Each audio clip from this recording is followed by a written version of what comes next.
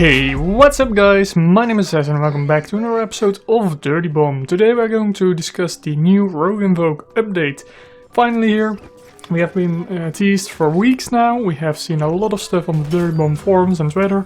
It's finally here, we are really excited and I'm going to talk about all the things they've added because there's a lot more than a lot of people think there is. In the background you can see some gameplay of Aimee. Played only a couple games with her, but I really like her and I will do a first look video separately from this one, so stay tuned for that. So of course the main thing with the Vogue update is the introduction of Aimee, the brand new merc. She is a new sniper class merc or a covert merc. She is absolutely awesome. I would highly recommend buying her, but like I said I will do a separate video kind of more in depth, but that's the main thing with the Vogue update is of course the introduction of Aimee, as well as we will see 4 free rotation mercs every week for 4 weeks, and every week the most used merc will be a prime suspect for the final 5th week, and then we'll see a culprit who gets a special design, and unfortunately those are not currently in the game files, but I will show you all of the different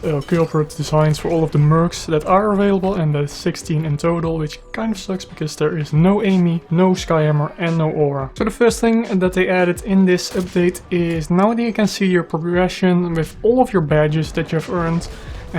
When you go to your stats, they have added a lot of new badges as well, and I think they removed some of the older ones to kind of make it a little bit more uniform with the bronze, silver and gold. These badges do retroactively count, so all of the things you've earned, they will be there. That's pretty cool, though it's not really anything game breaking or anything, but it is cool and it's nice for the people who want to see some more progression in the game. So I forgot to say that there are 34 new badges in total for a 67 badges in total, so that's quite nice. So you have to keep in mind that most of the badges are duplicates because you have like 3 different tiers for let's say 15, 25 and 50 kills, for example. I don't know if those are the correct numbers, but you do have to keep that in mind.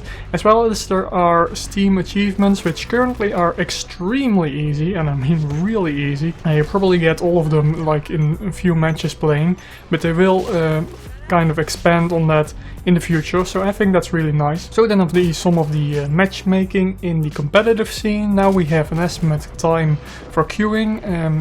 This is really nice and I think it's a good step in the right direction, but unfortunately currently it's just less than 5 minutes, less than 10 minutes. Doesn't really give you an exact time, which I wouldn't really expect. I think right now it's a little bit too vaguely. I mean, I would have liked to see an estimate of 2.5 minutes rather than less than 5 or less than 10, because that's not really saying too much. And we do have quite a lot more of the competitive stuff, so right now you can of course play again with 4 of your friends for 5v5 queues, which is nice. There's still the solo and duo queue, as well as Australia and Asia get special servers for there, so they will experience less lag, as well as better connections just for better gameplay for those people in those areas, which is quite nice.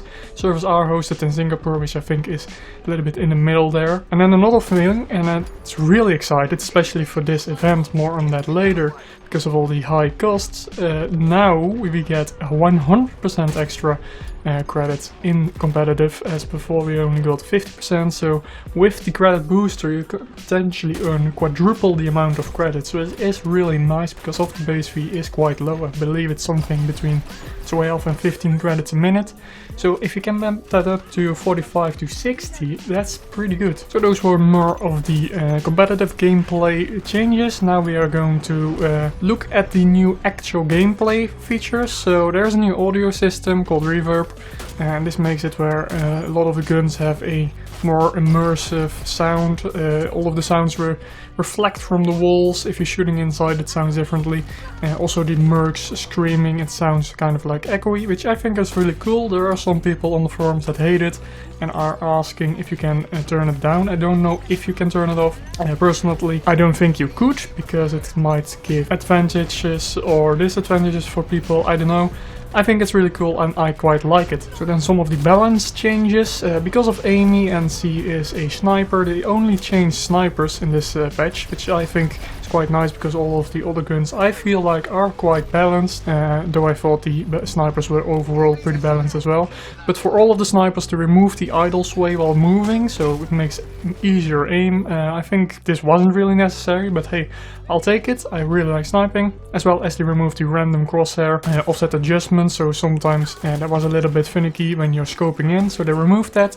That's quite nice. As well as the PDP-70, they have reduced fire rate from 180 to 164, so a minor reduction, as well as they increased the recoil by approximately 10% and they increased the hip fire for 50% for the hip fire for all of the sniper rifles. And then for the Grandeur SR, they also reduced the fire rate from 200 to 180 shots a minute, as well as they reduced the hip fire spread by 10%, so that's better. All of the other snipers, they increased it. Here they reduced it, but 10% isn't too much. So then some other things, more gameplay wise. So they added the colorings to the ammo stations, which a lot of people asked for, because you could run into enemy ammo stations but not of your teammates, so that's nice. Now you can see it quite easily. They reworked the healing station because sometimes that was glitched and wouldn't work correctly, as well as they reduced the demotion buffer for players in competitive, so now you can only play 2 games and lose those and get demoted instead of 3, so that's not really nice, I think, because you can get G-ranked quite fast now, a lot faster than you could before, as well as they reworked some of the proxy mines to resemble more of the in-game model, which I think is good because the proxy mines is a little bit broken in my opinion. Sometimes they go off and it's really just weird. Also the placement, of course, though they didn't really do anything to that, I think. So then the user interface, they added a option where you can switch back to the classic team HUD. For the people who don't know or just started playing, before we had a list of all the team players on the side where you could see their name as well as their health, which was really useful for medics. And then after an update it got like changed to the execution style where all of the icons are above and you have a very small indicator of the health and you can't see the names. So there was a lot of people complaining about that, mostly medics, so you have now the option to turn it back to where it was before, which I think is really cool, and I personally didn't know that, so I'm definitely going to do that. As well as they did some reworking in the in-game voting system, because I think that's definitely needed, because the voting spam can be real sometimes. And then finally, but not least, they did a lot of bug fixes. I'm not going to read all of them. I will have a link to all of the patch notes in the description if you want to check it out for yourself. They did a lot of stuff and I'm really happy with it. They are kind of polishing the game, and that's really nice because it's of course a beta, and I feel like they do want to get it out like full release in a few months from now. Another cool thing was it was on Steam, like the new notification thing. The actual update was there, so that's really nice to get a lot more new players in. So then more to the actual Rogue and Vogue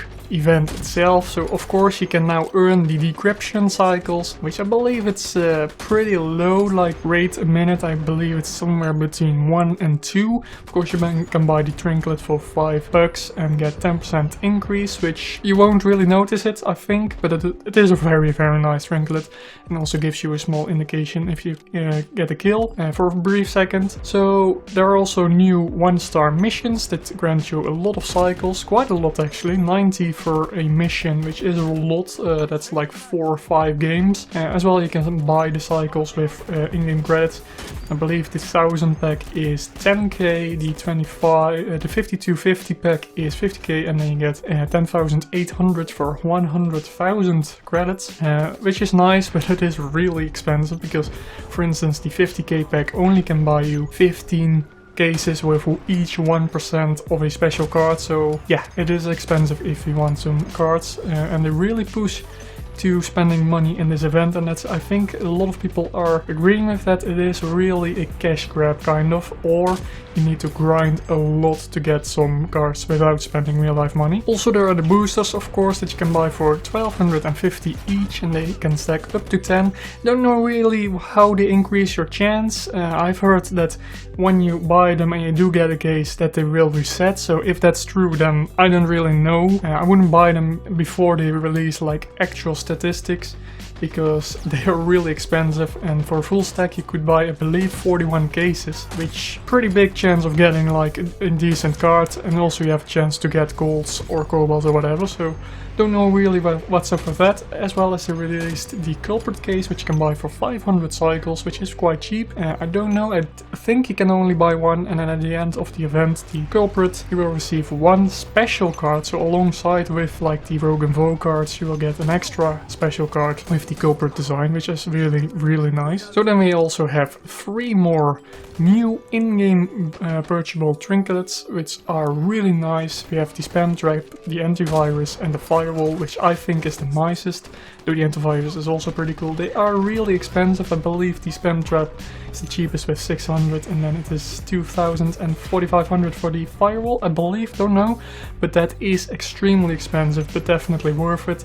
And of course you can only get them now, so they will be quite rare, especially the firewall, because it is so expensive. And also if you do decide to buy the elite bundles for real life money, which is another thing with this event, you can only get the special event cards or cases with elite cases rather than the like expert cases, which also indicates that it's more like a cash grab in my opinion. I would have loved to see like expert cases with a chance of getting like 5% or whatever, or 3% of the special event card.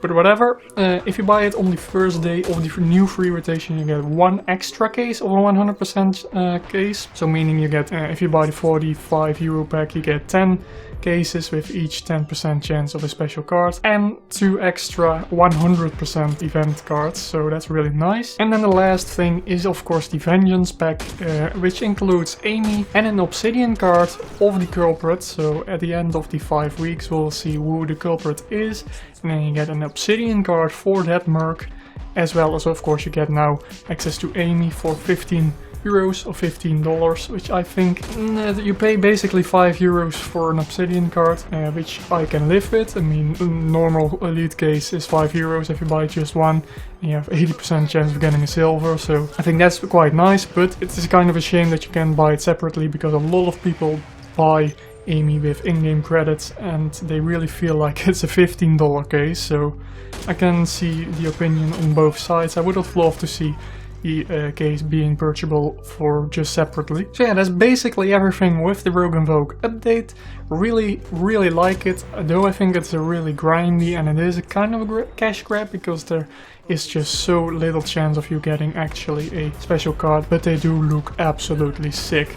And I'm definitely planning on to go and grind to be able to get a few. I will buy 1 10 pack with real life money, but I'm not going to do that in this week because I don't really like the mercs too much. I might do it when no, not Fragger, but Fletcher, whatever a merc I really like is in the free rotation, or maybe at the 5th week when we have 4 of the most popular mercs, which are probably also my 4 most popular mercs, other than of course Skyhammer and Aura, which kind of sucks for me, but oh well.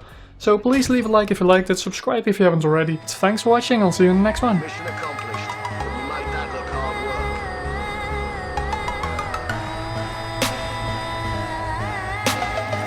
Indigo Production.